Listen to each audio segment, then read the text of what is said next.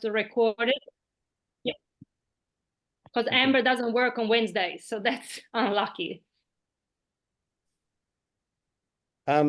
Well, I guess maybe a bit of an overview and then a quick round of who's got time available when and where. In terms of a landscape impact program that we're considering here, you're doing it within a land care landscape planning process that's even longer. Now, we pretty well over the 20 weeks will go through, sorry, beg my pardon, I'm on the wrong page, a series of processes. And, you know, the first 6 weeks is really gathering a lot of information. And then we come up with a thesis about what it is we think we can do at a landscape scale and what are the interventions at a local scale. We then spend 6 weeks testing that. And by testing it, I mean with experts, by going on a field trip, and ultimately putting stakeholders who might be buyers of the outcomes into a co-design session with you. And then the last 6 weeks, that week 13 to 18 sprint, it's where the rubber hits the road and you actually have to get really technically specific about the transaction. And, you know, the financial model is produced at that point, and there's usually a dozen iterations of that over that 6-week period as the Regen Advisor financial model and marketing kind of components come together. In the final stretch, it's about presenting it to the community, and that means buyers, that means supporters, that means future farmers to join the transaction. So that they work as a series, but there are some natural cutoff points. So we've twice now run groups that get up to their thesis, and it's just before Christmas, and we take a break until the first month of February, and then we come back and we test that thesis. There's also a natural point at the end of that second thesis before you go into iteration. It might be a bigger loss of momentum if you stop there, but there's a break point there that makes some sense. So the 20 weeks are designed to be concurrent, but we have in the past had breaks to accommodate for people going through Christmas where it was just incompatible. Hopefully that helps people kind of understand what we're trying to do. And one last thing in terms of context, co-design is a critical element of this, and so is the roles that people have throughout the co-design. Now, in reality, some of the roles are busier in that 20-week period than others. So the Regen Advisor is really busy in that information collection first 6 weeks, has less to do in the middle 6 weeks, and is busy again in the final 6 weeks. The financial modeler doesn't have much to do until the final 6 weeks, and then they're really catching up a load of stuff that they'll have to do. Likewise, the marketing people are busy at intervals. The farmer avatar, or the connection to the landscape person, and the cat herder are busy pretty consistently, but in a jack of all trades kind of role. The idea with Landcare Victoria is that we have a 6th member in there as well. Plus we've got ANU for technical support and the social science and reporting framework that Landcare Vic need.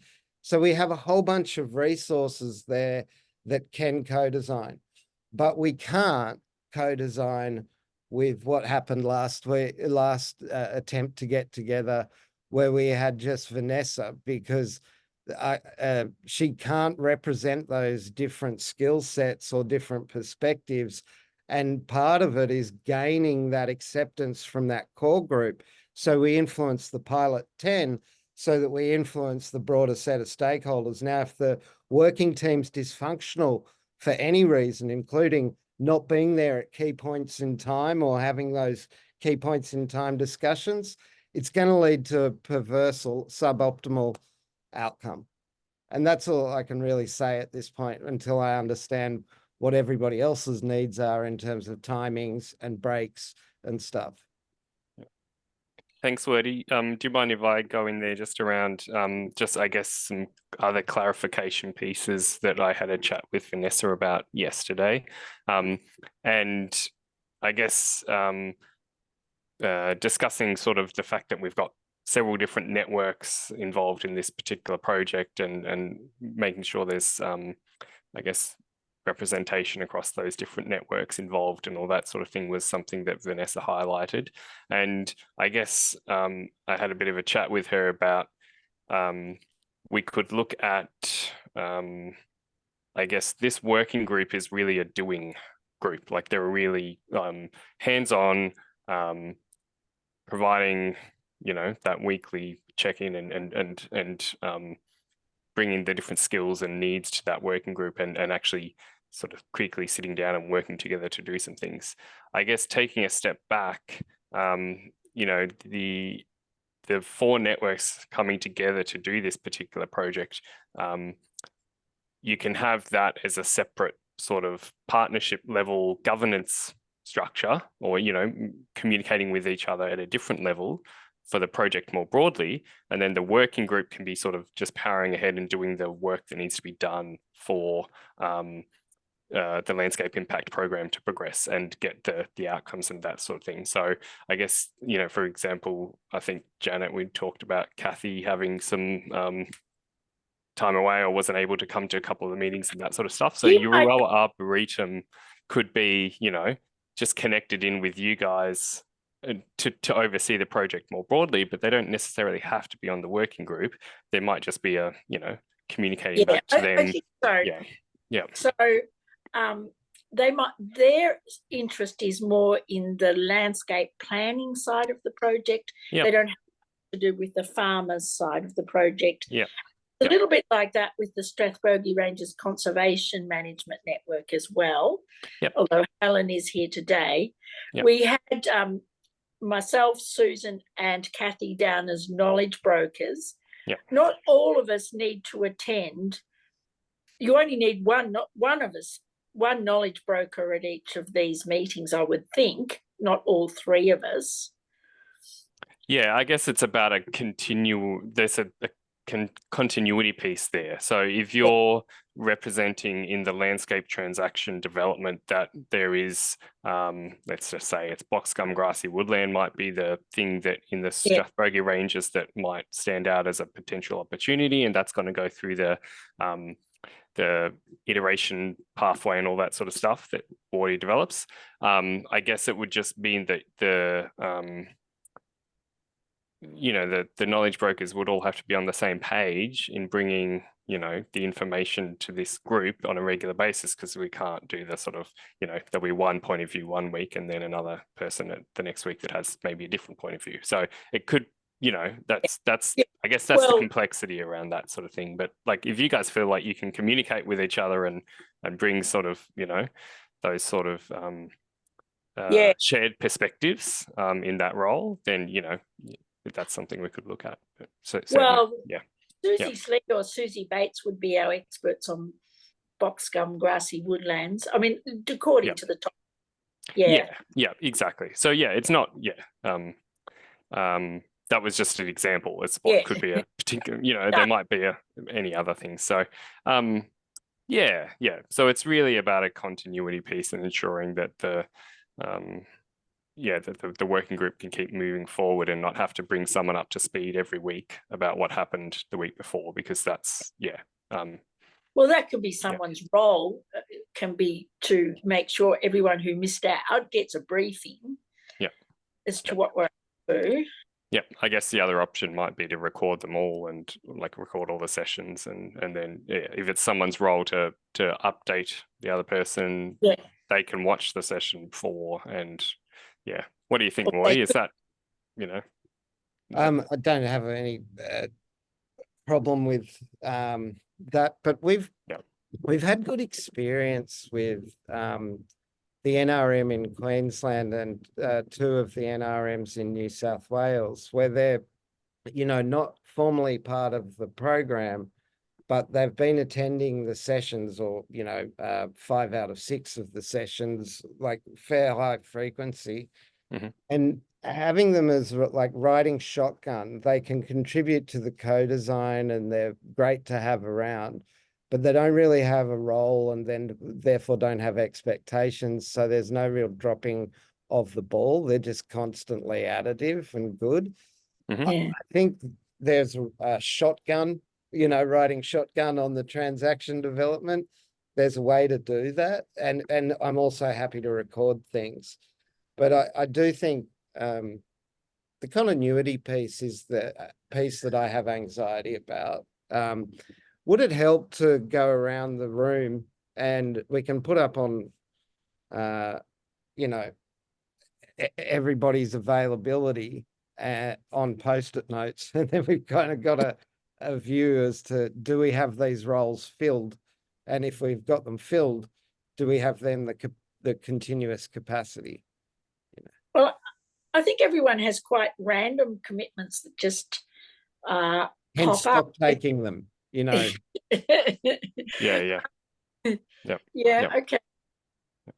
Yeah. Give me a second to pull up a Miro board for you guys. Yep. Helen, you've got your hand up. Oh, you're on mute. You'll have to. Yep.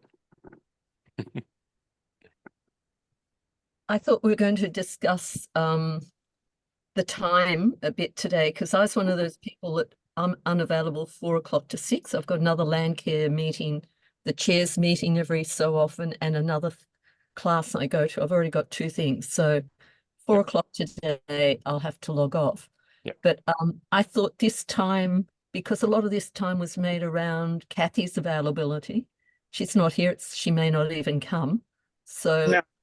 I'd just like to revisit that we've locked it into one time that really doesn't work for me. As Janet's alluded to, the CMN, the focus is around biodiversity and climate change, which cuts across private public land.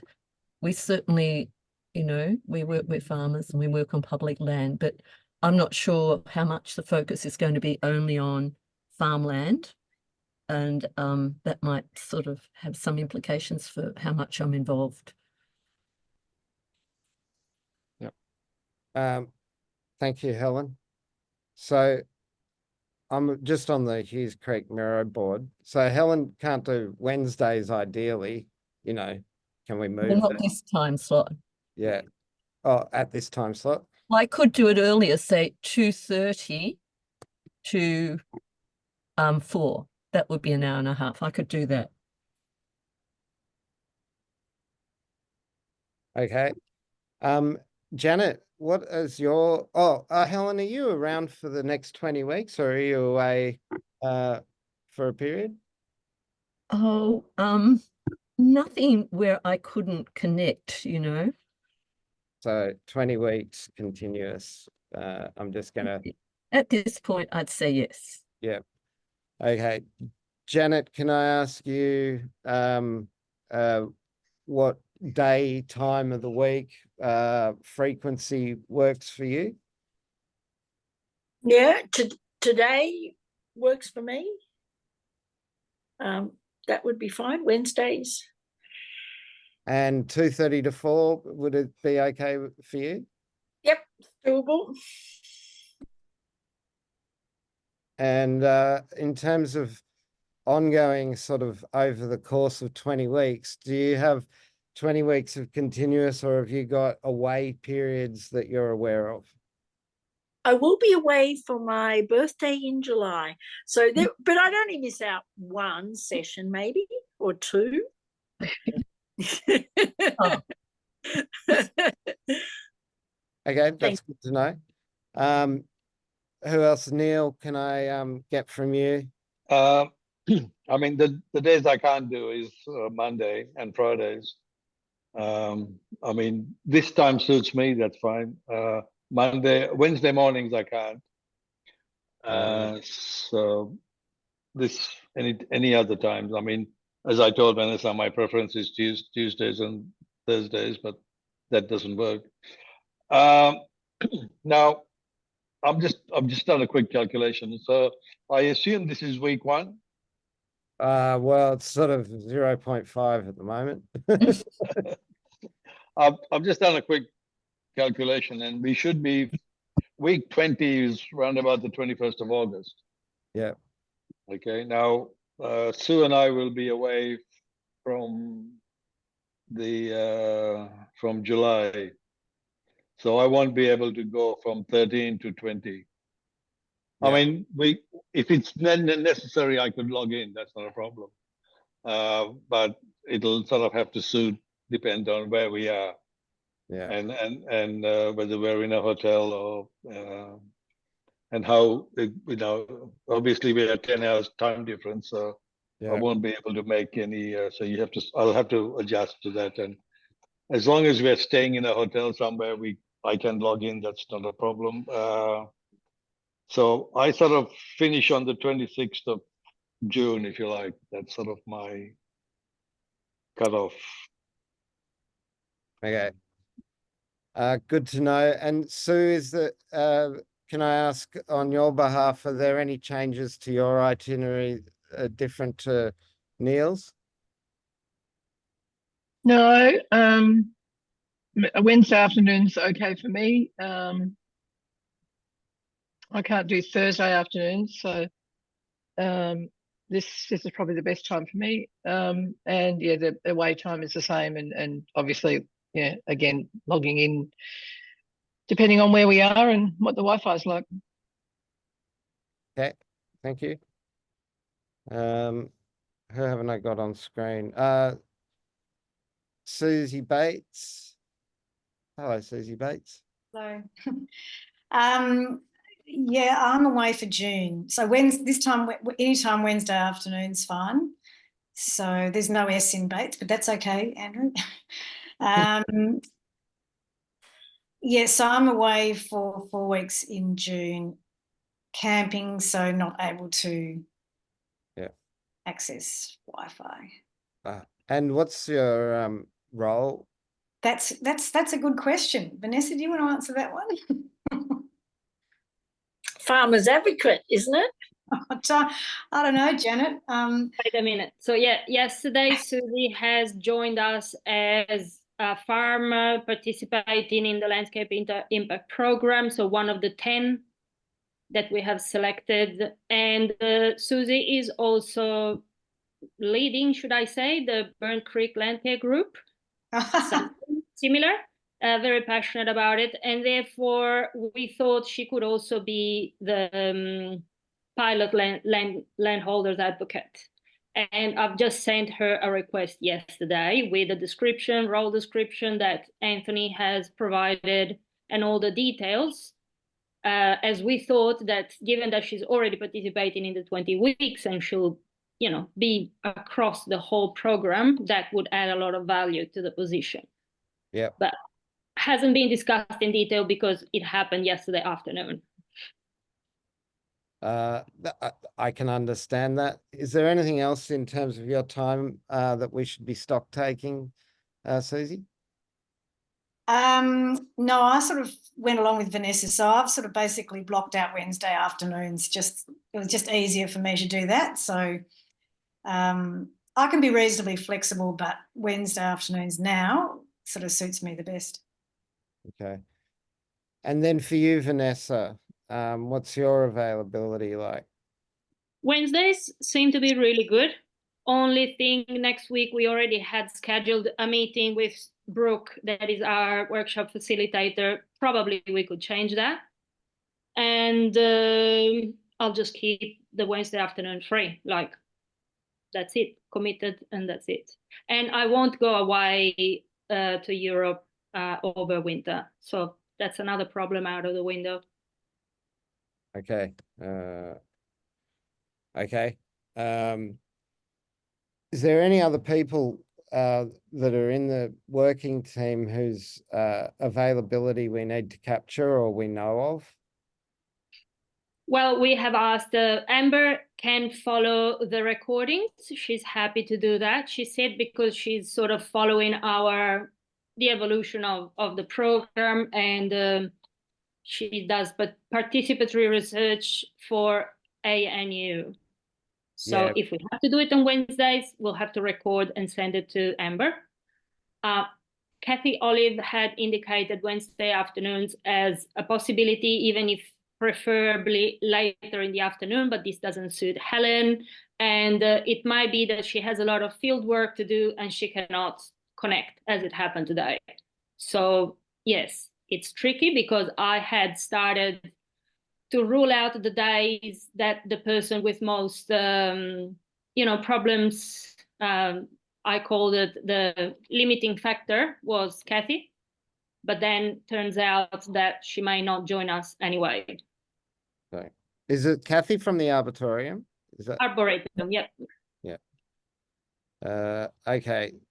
So her availability will be limited. Yes, and we have asked to find substitutes, but didn't hear back so far. No, they're in the process of putting new staff on there, and Kathy's had to fill the gap for 4 people who have new positions. So I don't think Kathy will be, in actual fact, able to attend these meetings.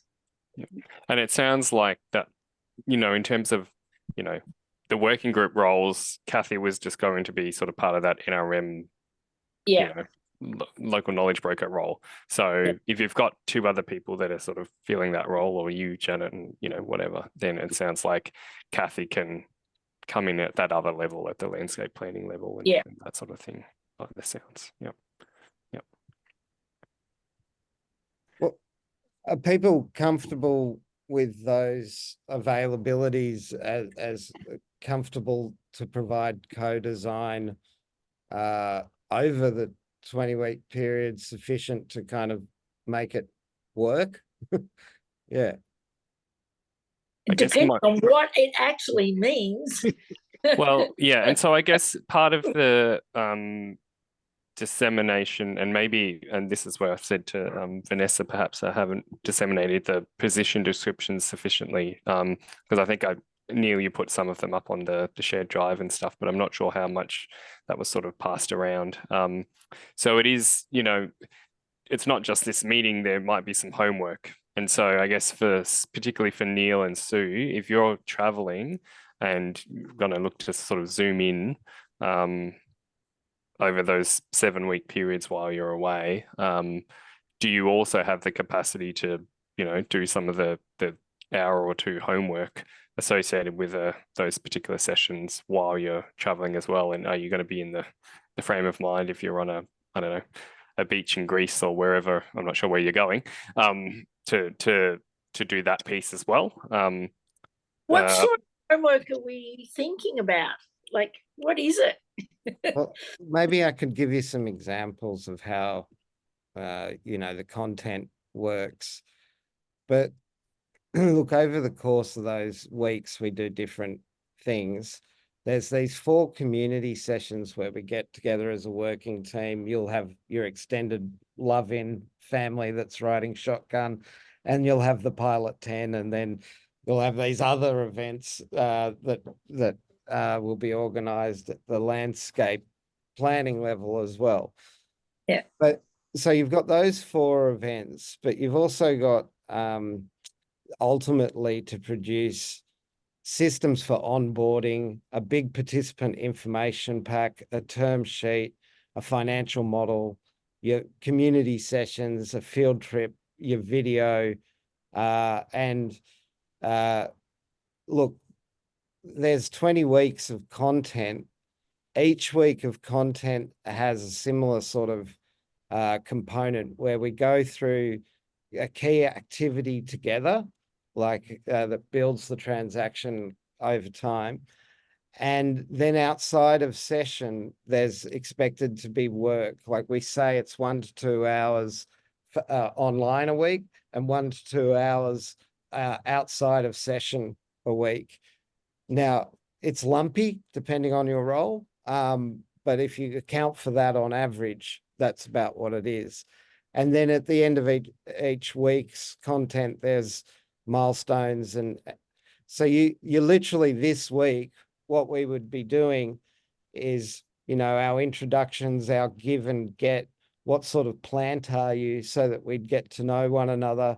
You'd be shown around the Miro board and the Google Drive, and we'd you show you the project control sheet, and then we'd talk through the team development.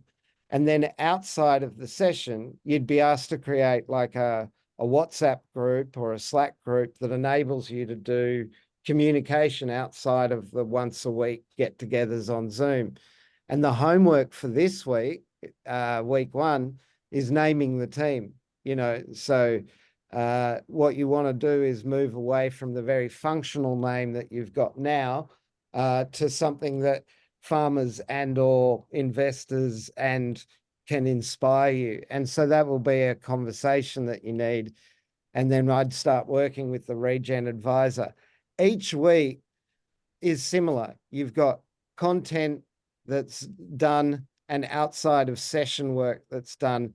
And that goes through to each week where you have different bits of content taking you through different components of the course. I'm just clicking randomly around, but just to show you that there's always something to be done, as a test, as like a activity that we do together. And then there's usually some education that is provided to you guys about a market mechanism or a tool. And then there's usually, an activity that you're doing outside of work. And that goes all the way through to week 20 when we do our community launch. So that's what it is. It's a curriculum, if you want, Janet, to help you define, test, iterate, and then market and have quantified and, understand the land use processes at the end of that 20 weeks for what you can do at a landscape scale. That's what it is. And so can we get a copy of that timetable? That site is already one of the functions today is to, if we think that we have the people to actually go through a process, then I'm totally willing to go into week 1 and load you all up into the Google Drive and share the Miro and share the website that we were just had on screen, and we can start using the tools. But if we've got 2 people out of 6 turning up every week, that won't be sufficient to make it work. If we've got 3 out of 6, that's going to be closer. But ultimately, you want 5 out of 6 of these roles turning up on a weekly basis consistently to get the best out of it. And the question is, it doesn't change my world very much, but it will change the outcome for you guys and your landscape significantly based on how many people are involved in the co-design. Can I ask a question on that, what you just showed us? How flexible is it? I'm just looking at, the financial modeling and the sort of due diligence and the payments. I'm happy to do all the financial work in June if that's feasible. Looking at your timetable, it looks like the financial work sort of starts in July. When you're away, yeah. Yeah. Can I do it before? I've already done the model. It's now fine tuning it and getting it to work with the farmers. Is there an option to sort of say, well, I'll build this to a working model in June? Yeah. See, I don't think that I don't doubt that you've got a model. I doubt that it's a model that can be done until we do the pre-work. So the logic that we've seen is that you actually end up going through versions of what you think the landscape impact and the transaction is over time as you learn more as a group. I'll give you an example. When we started in the trap rock, and that's our most advanced of these landscape impact programs, we started it in September 22, finished it in March, April of 23. Now, it connects Sundown National Park to Pikes Creek through 14 farmers, and it's got the potential to go to another 180,000. And it's all about this boxgum grassy woodlands biodiversity credit and the World Economic Forum auction in October. But prior to us kind of getting to that point where we understood what the asset was and what the carbon component was, etc., we actually started off with a moniker of, feathers, fur farms, forests and families. And then we went to creating an intervention we thought around toe slopes on these very undulating country. And then ultimately we worked out it was actually the protection and restoration of the threatened ecological community of boxgum grassy woodlands. And we got to those sort of 3 different iterations during the course of the program once we'd gone out and kicked the paddock and we'd had the expert input. And we got to that when we tested it with investors like WWF and CBA and elders who gave us the input. And it sort of was 19 versions of their financial model between week 12 and week 18, as we kind of had to understand the avoided clearing carbon bit, the LRF requirements for the biodiversity bit. I don't think, Neil, you can know what the transaction is today or what the financial model looks like because you haven't kind of iterated and tested it and gone through the process that a landscape impact program provides for a group. And it's that sort of ground up building of the transaction that then requires quite a lot of financial modeling in that last 6 weeks to take it from concept into detail. Okay.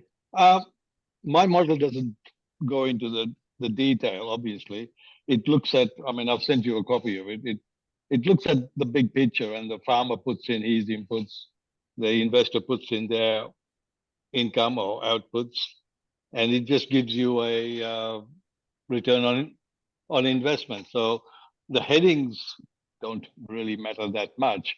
It's all the maths that sits behind it that matters. If you want to change something from carbon to biodiversity, I've included biodiversity, I've included carbon, I've included quite a few things, water, things that may not even come into the finance. But I've done simple things like if the investor says, I'm going to give you $1 million, and the farmer says, well, that's going to cost me 2 million, the return on investment is negligible, non-existent. And the model will tell them that from day one. So I don't need to know the ecological details. I'm just interested in the mathematics of the finance, if you like.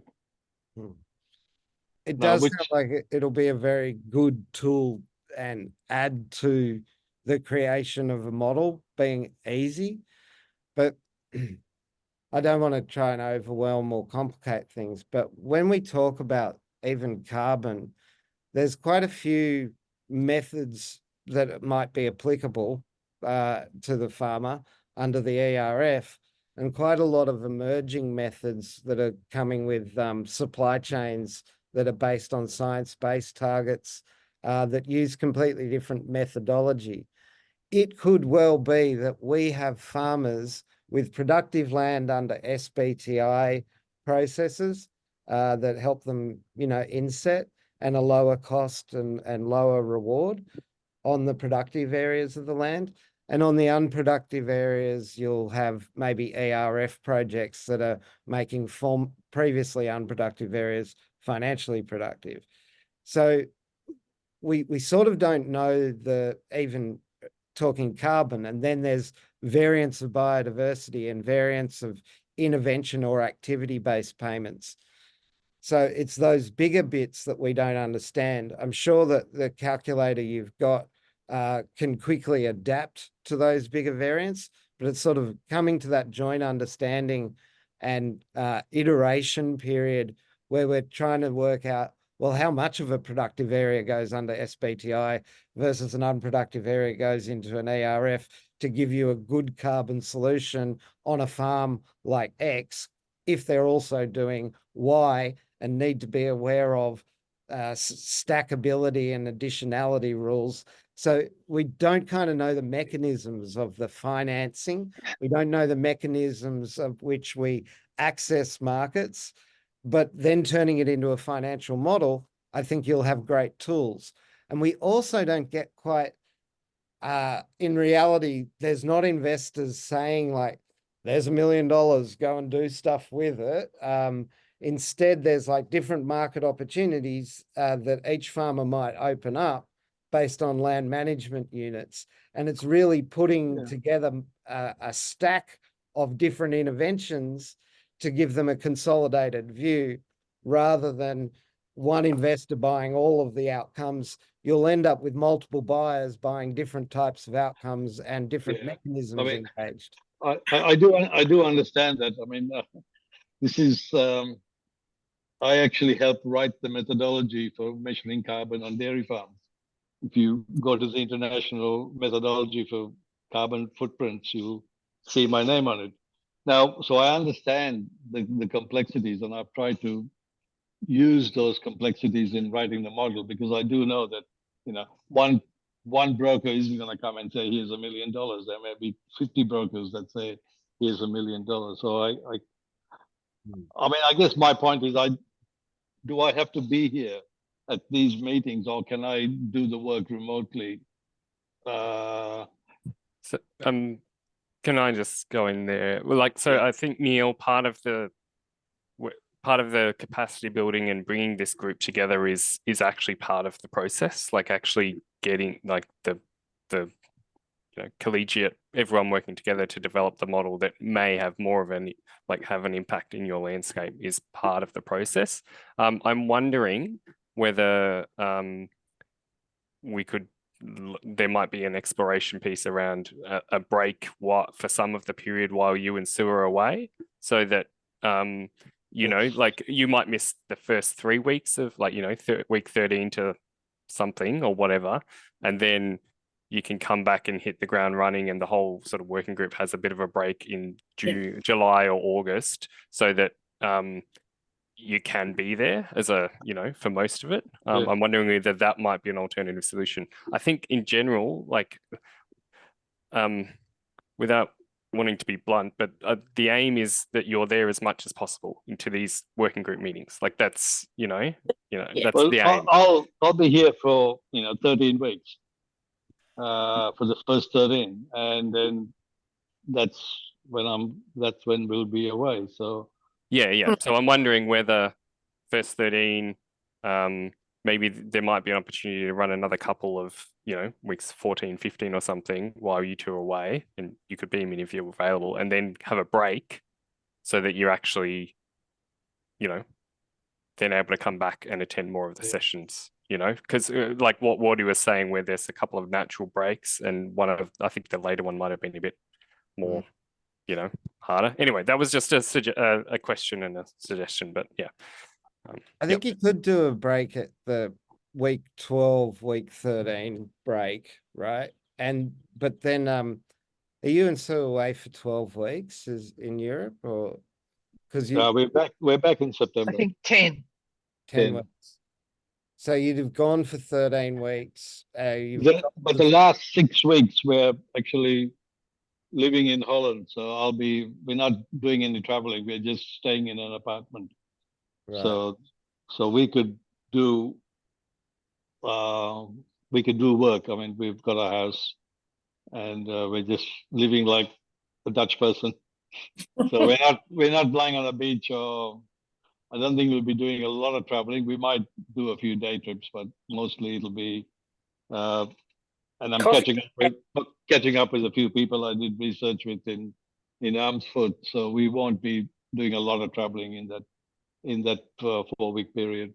Is there a younger person in the community that you can job share this role with, in terms of like they get the benefit of working with you for the first few weeks, but when we go to do the rapid iteration, they've understood your model well enough that they can do the adaptations in real time? Because I'm just thinking it through. What Kim, who's up in the Upper Clarence, she's the regen advisor there. And really what happens is we have our weekly meeting, and then she goes off and talks to the marketing person in a bilateral conversation. And then they come back to the financial modeler and Kim has a bilateral conversation with them, and then we all turn up the following week and look at the updates that the three of them have had. You'll end up with something similar to that from week 13 to week 18 in our process. And if you've got a younger sort of person who's... Does it have to be young? Doesn't have to be young, but They're few and far between. yeah. I mean, I don't know. I could ask Neville if he's got financial training, whether he'll be interested in, stepping in for me. I mean, he's our treasurer, so he does understand a bit of finance. I'm not sure what he does for a living. Janet, do you know? He's a consultant for the ANZ Bank, I think. Yeah. Yeah. Bankers get transactions, especially ones that are risk models. So, Yeah, I mean, look, I guess my thought is that, I mean, dialing into the meetings is one thing, that's not really an issue, but if there's homework that obviously there are some things that require on-site activities. Clearly, we're not going to be able to do those. I mean, if there's online activity to do, it probably shouldn't be too much of an issue. But if we're going, we obviously can't do field trips and things like that. So, but then again, how important is it for us to be at something like that? pretty important. as I said to Janet today, I mean, I'm not an ecologist, and I don't ever pretend to be one. So when it comes to what species of trees to plant or when to plant them, I'll say, well, Janet, you're the expert. I'm not going to contradict you in any of that. So when it comes to farming and ecology, and I'm never going to question a farmer if he says this is the white cow. I'll say, okay, that's a white cow, even though it may be black. I'm never going to. I'm not in that position to add to the ecology or the agronomy of this project. I'm really in here to look at the money, look at the due diligence, and make sure that the money is spent honestly and on budget, and do the modeling. So from an ecological perspective, I'm not going to add a hell of a lot to this project, to be honest. Yeah, and I guess, Neil, that's not, I guess that, your role isn't asking you of that, of you either. But really, exactly. what I'm trying to emphasize is your role is asking you to be a team member, to be a working group member, and work together. It's not just you in your singularity of your role. And so that's, I think, you don't have to know your ecology. I'm happy to do that, but there are limitations, and exactly. And this is where we're thrashing them all out, and this is okay. This process we are doing right now is okay because it is actually a co-design process. We're actually figuring out how this group can work. So I want to reassure you, and that, from Landcare Victoria's perspective, this is an okay process, and we're completely aware of, community land care. This is our bread and butter, and it can take a while to wrangle and sort things out. And we just have to get to a point where we're comfortable that there's sufficient buy-in from everyone for the team to work together, that there's sufficient skills and knowledge on the team, and that there's enough momentum to carry the program through and get to the point where we can run the landscape impact program for the 20 weeks. And so just to reassure you that, that this is a bit of a co-design process in itself. But Susie. Yep.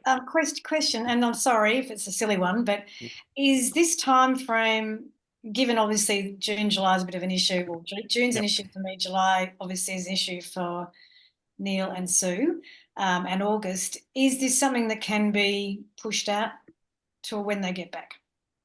Or is that a silly question? No, I don't think that's a silly question. I think, I'd be happy to explore that if that makes sense. Part of the benefit of this is we're not we've got some flexibility in timelines. So, the aim was to get things done by October. I think the one issue is our grant to the network only factored in a certain number of time for Vanessa's wage and stuff. So what that means in terms of if there's a break of 6 weeks, you know, what does Vanessa's role look like in that 6 weeks and that sort of thing. So there's those additional complexities for the network in that sort of thing. Yeah, it really was, I guess, the funding that's received and, you know, running the program and everything was based around I guess a 9-month time frame. But like there would be scope that if there was need for that break to, you know, to push it out, but it would be having to navigate that with the network level around, you know, those gaps and everything, particularly with, yeah, Vanessa's employment and that type of thing. Yeah. I mean, if we could find other people to do these roles that were available the whole time, that would be great. But I don't know that there's anybody putting their hands up that I'm aware of anyway. Yeah.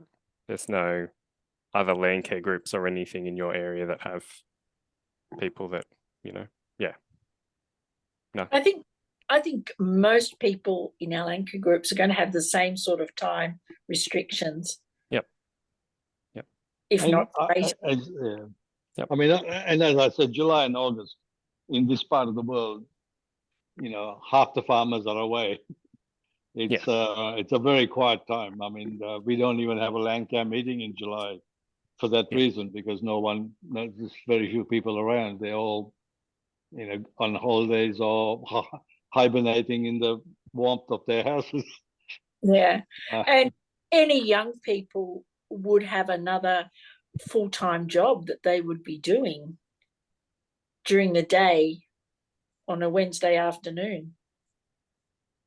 I think one of the problems too is, thank you for trying to explain it to us what it is, but we do keep saying, what is it? And at this point, I would really have a lot of trouble myself explaining exactly what the project is. I think, you know, it will unfold.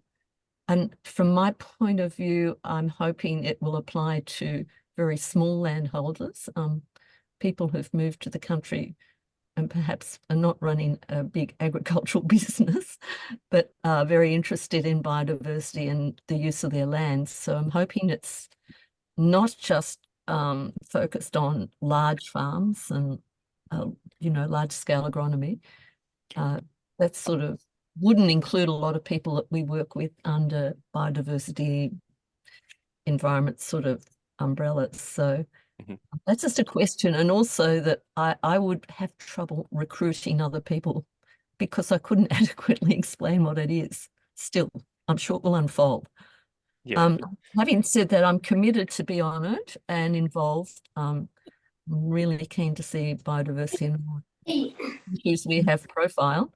But, and I have to leave soon. At 4 o'clock, I'll have to log off. As I said, I've got a class at 4, and next time, if we can start at 2:30, I'll stay the whole time. But today, I'll have to log off. No, Are you broadcasting from the back of a land troopy at the moment? Yes, here it is in the troopy. Aren't they wonderful? You can make home anywhere in a troopy. I've even got a great little bench to sit the computer on. Very comfortable. That's great. Thanks, Helen. To answer some of those, oh, sorry. You go. No, go for it, Anthony. So the question, like, in terms of the landholder question, like it'll be up to the group to determine. Like you've got your 10 landholders, pilot landholders that have put their EOIs in, and I think there will be a diversity of types of landholders represented in that group, is my understanding. You've got a few of them up on the bogies that are probably smaller properties versus a few down on the plains, which are larger agricultural properties.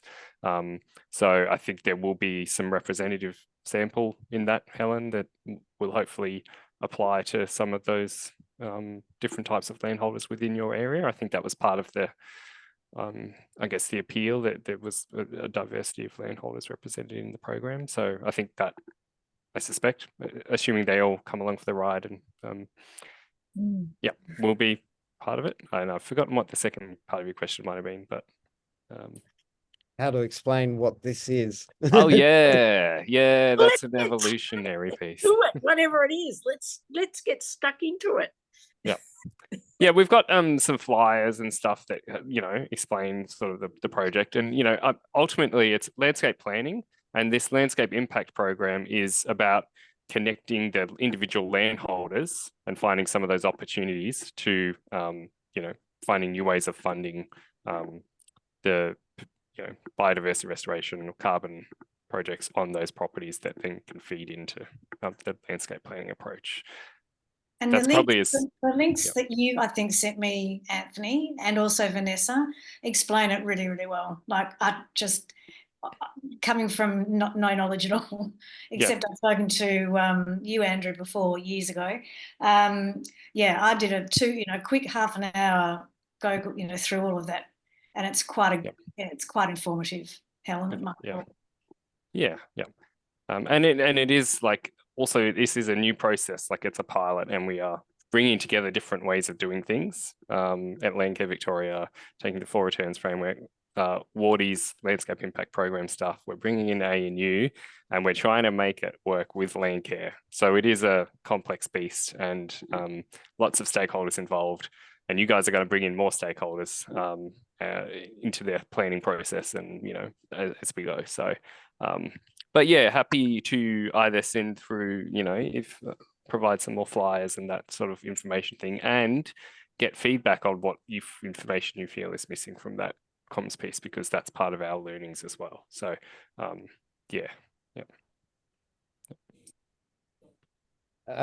in terms of the farmer kind of angle, I like to think of it in terms of the material impact you can make in a landscape. And we've got the Northern Rivers of New South Wales, which is a lot of small farms or lifestyle blockies.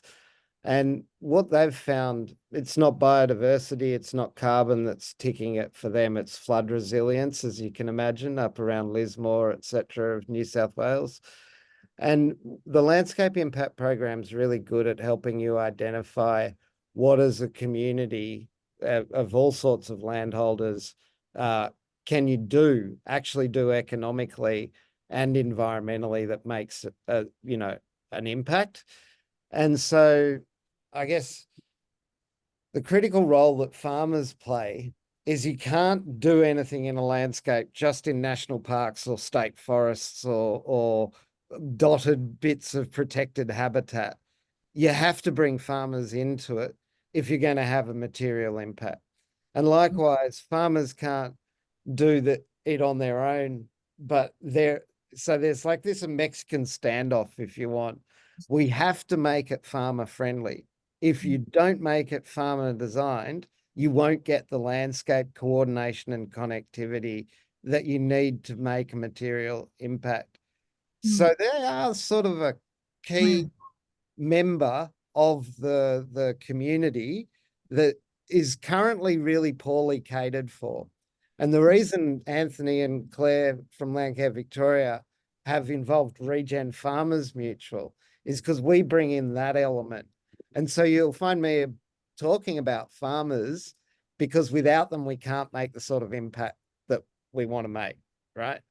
And the smaller landholders, whilst they might be frequent and probably members of Landcare generally, that they can't do it without farmers, and they'll probably join it regardless, because they're after the biodiversity outcome. So really, who's the stakeholder we need to engage with? It's the farmers, and bring them on the journey. At least that's my take on it. So it's not to say that non-farmers are unimportant, but it's to say that farmers are critical. And that's why having Susie on board will be really great, because you'll be the advocate, Susie. You'll be the person, making sure, sense checking and, bringing in your knowledge and all that sort of thing. So, Alrighty. Helen, you've got to jump off in a sec. I do. Yes. Thank you. Thanks for coming. So I guess, As far as, does anyone else have any additional comments regarding sort of those different pieces and how we are feeling in terms of like an ability to move forward and commitments and all that sort of thing? And then I guess with Wardy, whether you think like there might be a piece here if we have that July or August break, is that feasible? And then Vanessa, did you have any comments around, You guys wrangling go people first. and if there was a delay, I don't think you could do it in a convenient way because of the 13 weeks then followed by to be fair to Sue and Neil, I'd wait till they got back and then a 10-week break. You're going to lose the momentum that you've gathered. I'd prefer that in the 13 weeks we find somebody to ride shotgun with Neil who can be there to continue to carry the ball forward. In terms of Susie being away in June as the farmer advocate, I don't think that's going to be material in terms of the co-design. But then I do think that we're sort of 3/4 of 6 roles. So it's right on the margin, I think, in terms of capacity to do co-design. We did have a person that could probably substitute Susie, but again, of course, it's difficult and she's a farmer, she's part of the 10, but if she doesn't come online doing these sessions before and she just jumps in for the 4 in June, that would be like, welcome to planet Mars. She's a school teacher, so she'd be right. Maybe she can watch the recording. Yeah, I don't want to be too negative. I'm just thinking, how can we make this work? And maybe even to train another person in the finance role, maybe, just have recordings, and have a clear, I think to be able to find someone, you need to have a clear picture of their qualities, their requirements, like good communicator, good team player, eager to learn, all these qualities. You need to have them nearly see the person in 360 degrees, like avatar, like you said before, and then you're able to identify one. Or I don't see Neville doing this to my knowledge, and also because he's got a full-time job, he's barely able to reply our emails when it's outside the worksheets requests. No, Neil is not. Don't say that. I don't think it's an appropriate thing to say at this forum. Okay. Sorry. That's fine. My opinion. I don't think I've offended anyone. He has a full-time job. That's it. Okay. I'll leave it at that. Sorry, what I meant what I was saying before is, could we start it, not have a break in the middle of it, but could we actually push it all the way back? All the way back. Sorry, I just realised now you meant, no, I think it needs momentum. What I'm saying is, could we wait for Neil and Sue to come back and then start? It wouldn't bother me.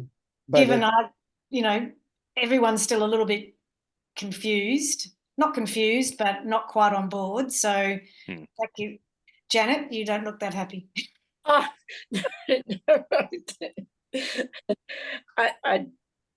I really would like to start it now if we could, because there's the other component that's already starting, the landscape workshops and stuff. That would all have to. Yeah. Oh, okay. It would all have to go, roll over with it probably. I think because really it's about we're trying to bring the 2 programs along together. Oh, yeah. Okay, I wasn't aware of that. Yeah, just throwing it out there. Oh well, if it's. I mean, looking at it as a sort of farmer background, you've got a season in which to harvest in the Strathbogies, and it seems to be between September and June, right? And that's when we need to run the landscape impact program. And if you're going to have a break, it'll be between Christmas, and we've done those sorts of breaks before. If we're trying to do it over this period from April to September, October, we know we're going to run into what you're saying is half of the people in our EOI are probably not going to be available for us. And We don't harvest up here very much, I don't think. On the plains? Grapes, maybe. oh, I meant metaphorical harvest. Like Oh. there's a season, right? And you guys, your season is like not now. It's in 6 months from now and running for 6 months at that point. Yeah. So from the farmer's point of view, our growing season is from now until October, and that's our busy season, except for winter when we tend to try and get warm. But our quieter time of the year is probably November through to March. That's just a farmer's point of view. That's all. Yeah. Yeah, Having I think said that, I'm committed apart from June, and I can certainly talk around like-minded people. And Jacqueline, who's one of the other farm participants, she's on the Longwood Plains Committee with me as well. So, you know, if it worked for her, if she was in June, I can easily keep, you know, bring her up to speed on what has happened. Well, that might be a good alternative. Yeah. Well, I'm just wondering whether there is anyone else who could do our roles and we don't hold things up, because, you know, I feel a bit weird about that. I don't know the community well enough. Yeah. Is there anyone in, like, you know, I guess just down the slopes, or, you know, further north, or, you know, in the Strathbogie Landcare groups, or any of those other groups that, or even adjacent next door, and some of those other Landcare groups that you guys know of, that might, you know, even bring additional people in, you know. Yeah, I think in terms of, what Susie was saying about the delay, a 6-month delay, that would, you know, I think that would, the main issue there is not, I guess, from the community perspective, but it would be from Vanessa's perspective regarding, you know, employment and stuff. So you know, that's something to consider around whether, you know, how you keep Vanessa occupied for that period and stuff. So I don't know whether that's a viable option at all. But it could, you know, happy to discuss it further. But otherwise, it sounds like a bit of a scouting and recruitment piece for the first 13 weeks. I mean, look, I'll be honest and say, look, if you can find someone to take my job, it's not the end of the world for me. As in, who are you saying? If you can find someone to find that job, as in take it over and, you know, run with it from now. Yeah, but as in the people on this call to find that. I don't know. I mean, I can't think of anyone that. But I don't think of anyone in our group, but whether there's any in any of the other groups, I don't know. Janet might have a better understanding of who's around. I mean, you know, to be honest, I'm kind of busy at the moment, but. Yeah, the hard thing is that the other young people that we might have would have full-time jobs. What about any other old people? Well, you can only go to old people then. And I mean, I still think that, you know, I know Vanessa has issues with our treasurer, but I think Neville might be able to do this job when I'm not here. I mean, I don't know. You're shaking your head, Vanessa. I mean, Janet. I think it might be a little bit out of his scope. I'm not sure he'd be prepared to commit, though, given he's got work. Yeah, he has a pretty highly demanding job.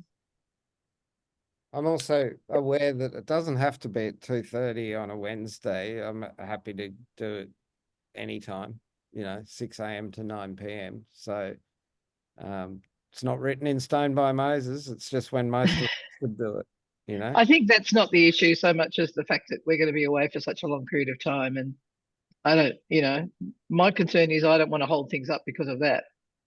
I don't want it to be our fault that things are held up. I don't think it is. I think we've got 13 weeks in which to find somebody to ride shotgun with you, and we've still got 2 other roles to fill. And if we start off with the view that we're going to recruit those other roles, or we defer.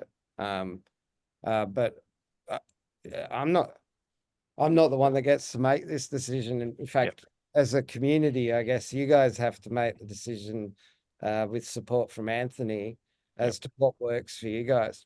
Don't bother me. I mean, Janet, what about Neville's partner? I mean, she seems very competent in this area.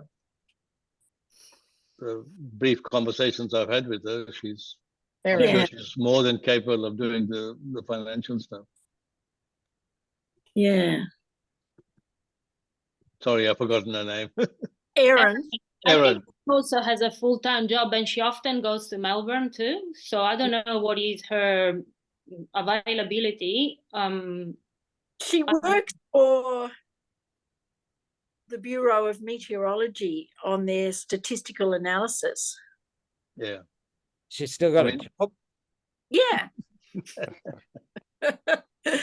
I think my brief conversations with her is that she's a very competent project manager. So yeah, she would be much more hopeful than Neville, but whether she could commit that much extra time, I don't know. It doesn't harm to ask, I guess. Yeah, I guess. Yeah. And what are the other roles that that we need filling? Did you update the project control sheet with the? No. I haven't yet, but yeah. So we've got you've got pretty much all the roles. It's really just let me just pull them up on my thing. So we've got Vanessa in the landscape coordinator role, and Vanessa's also doing the landscape impact advisor role. We've got Susie, you as the pilot landholder advocate. We've got currently Neil as the finance and business management. We've got Sue as the marketing and engagement comms type person. And then we've got the NRM local knowledge brokers, which is Janet and Helen as a joint role at this stage. So you've got theoretically all your roles.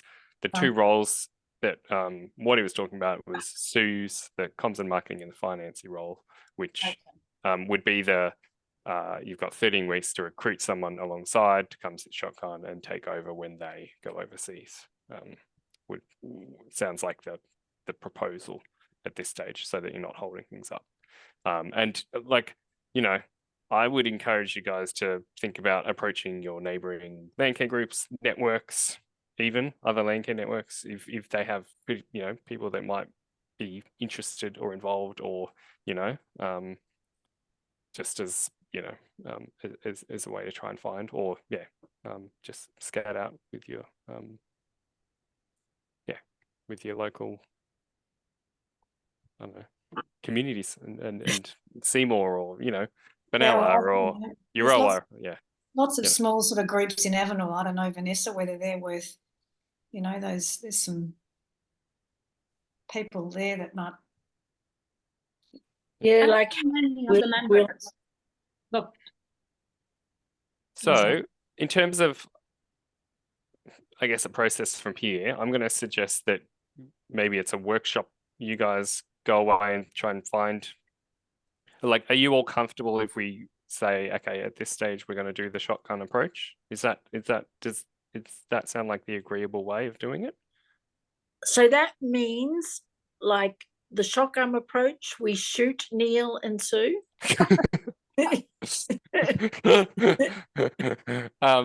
Well, that won't get them to participate.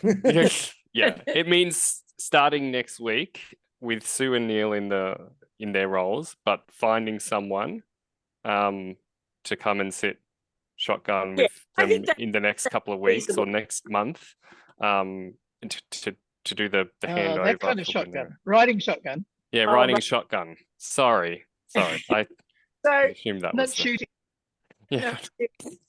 I think as things evolve, as we understand more clearly the skills of the person, someone will pop up that we think can fill in, or we'll work a way of working around it with one of us covering or something. I guess just to emphasize it, we'll have to, like, Waddy and I probably won't be able to find someone and just parachute it in. It'll have to be someone that is locally, that you guys spend the time to find the right person. And I know it's taken a long time to get here, and you know, in terms of the different roles, and you know, apologize for the you know, the perceived lack of expectations and all that sort of stuff. That's good. These are all good lessons from our perspective as well, for the broader project and stuff as well. But and I guess, so in that regard, if maybe it's just we'll do it, you know, we decide that, and then you guys can go away and do, you know, the brainstorming and the, you know, find out who to do that. Some people might turn up at the landscape planning stage that would be willing to step in, I think. That might happen as well. And could they be agency staff, or is that against the rules? Not against our rules. Not against our rules. Against the agency's rules. Yeah. So it's up to, you know, we've got no, like, from us, whatever, like, you know, it's a grassroots working group. It's up to you guys to decide who you want on. Because it's at the landscape planning stage that we invite all the adjoining land care group representatives. That's when we can recruit them with a clearer picture of what they're getting themselves into. Potentially, like, because that'll be you know, a couple of weeks or whatever, a few weeks, isn't it? So, you know, there might be an opportunity there.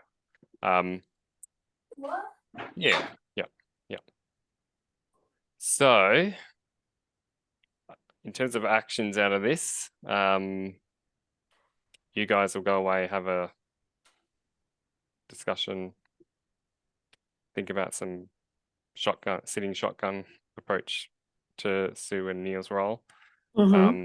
We'll reconvene this time, you know, the 2:30 next Wednesday is the first landscape impact program session. Does that make sense? And then go from there. Does that sound like a plan? Everyone comfortable with that? Yep. So I've just sent an email invitation to you all for 2:30 from the 17th instead of 3 o'clock. And we'll use that as our recurring time unless I hear differently. I'm very relieved, Vanessa, that we don't have a gap in your employment. I think you're kind of critical, because if we pushed it back 6 months, all we'd end up is a new team, but without a cat herder and a regen advisor. So same problem, different season, and 6 months down the track. So is there any homework for next week so that we could? Nah, we'll do next week as proper week one, and it'll be fun. Should we start thinking about what our name could be? Oh, you can. Yeah. Or what plant you are, because some people struggle on what plant you are. If you were a plant, what plant would you be? Cactus. And Why do we have to be a plant? It's just one of the activities, Janet. Oh, well, I'm a hairy hot bush. That's there you go. You've done your homework. And I personally would like to I guess congratulate Vanessa, and also say thank you for all your efforts, because I think you've done a lot of cat herding, and so I think you've just done a really good job, and so, you know, just well done there, because I know it's wrangling a lot of people and lots of different stakeholders and times and stuff, so it can sometimes be hard, but you've well done on getting everyone on to Zoom and on together. So